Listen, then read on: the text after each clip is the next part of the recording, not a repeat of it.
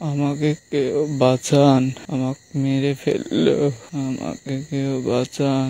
বুলবুল ভাই, আমি আপনাকে বড় ভাইয়ের মতো দেখতাম, আপনি আমাকে প্রলোভন দেখিয়ে মেরে ফেললেন।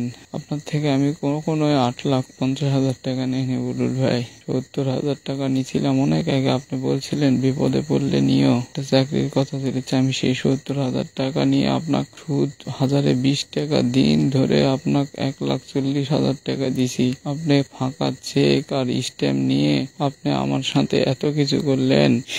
স্ট্যাম্প আর চেক রেখে আমাকে আজকে আপনি কি করছেন, 10,45,000 টাকা পাই, সব বাদ দিয়ে 8,50,000 টাকা আমি তাও দিতে চাইলাম। আমি টাকা নিয়ে আসতেছিলাম আমি মহাদেবপুর থেকে, আপনি ছাড়া আর কেউ জানতো না। ভাই ভাই, আপনি আমার পিছনে লোক লাগে দিয়ে আমাকে মেরে ফেললেন। ভাই, ওরা আমাকে খুঁজিছে, আমি লুকিয়ে আছি। ভাই ভাই রে, আমি নজিপুরের সকল ছাত্র জনতার কাছে অনুরোধ করেছি, আমি ওর থেকে মাত্র 70,000 টাকা নিয়েছিলাম। আমি ওকে দিছি আগে 7 লক্ষ টাকা, আবার আজকে 10 লাখ টাকা আমি এক জায়গা থেকে নিয়ে এসেছিলাম ওকে দিব বলে 8,50,000। তাও মান সম্মান ওই রাজনীতিক ভয় দেখাতো, এখন আসে বিএনপির ভয় দেখায়। মান সম্মান বাড়িতে আসবে, সবাইকে নিয়ে বসবে, পুলিশ দেখবে, আমার কাছে ডকুমেন্ট আছে। ওই আমাকে জোরপূর্বক আবার পরে স্ট্যাম্প করে নেয় যে 8,50,000 তোমার থেকে আমি পাই, কিন্তু আমি 1 টাকাও নিইনি ওর থেকে। আমি 8,50,000 নিয়ে করবো কি?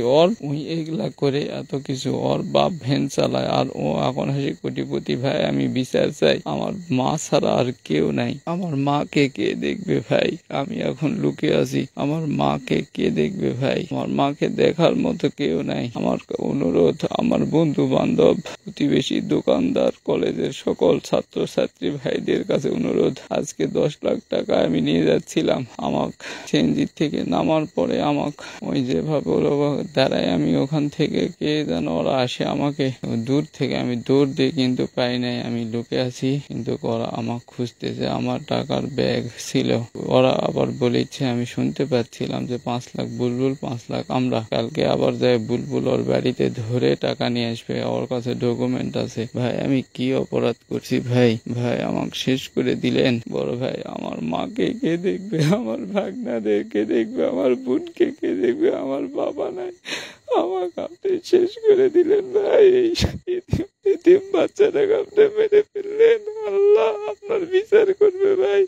আমার সকলের কাছে অনুরোধ, আমি ওর 17 লক্ষ টাকা দিয়েছি, আজকের এই 10 লাখ ওই নিচে, ওই পাঠাইছে সবাইকে। আমাকে 17 লক্ষ টাকা আমার মায়ের হাতে পৌঁছে দিবেন। ওর থেকে ওই এখন 80 থেকে 90 লাখ টাকা মালিক। এই সব করে আমাকে ওই বেচতে দিল না। ওই 90 লাখ টাকার মালিক আমাকে ওই বেচতে দিল না। প্লিজ আপনারা এই বিচার করবেন, আমি আর আমাকে আর বাঁচে রাখবে না, আমি শেষ।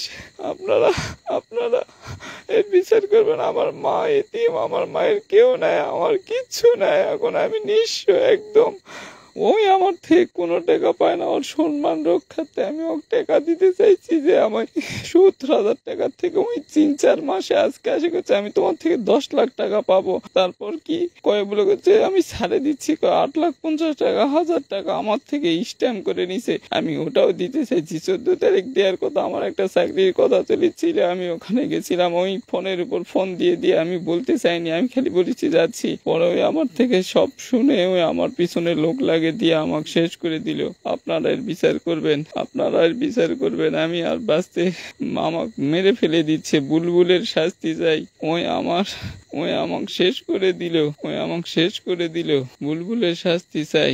আমার মায়ের হাতে ওর থেকে 17 লক্ষ টাকা নিয়ে দিবেন। আমি ছাত্র জনতার কাছে অনুরোধ করেছি, আমার 17 লক্ষ টাকা নিয়েছে। আমি ওর থেকে মাত্র 70,000 টাকা নিয়েছিলাম। ওই আমাকে প্রলোভন দেখিয়ে স্ট্যাম্প করে নিচে, আমার জমা জমি বিক্রি করে হলেও ওই টাকা নিবে, এটা সেটা ওই শুধু রাজনৈতিক পাওয়ার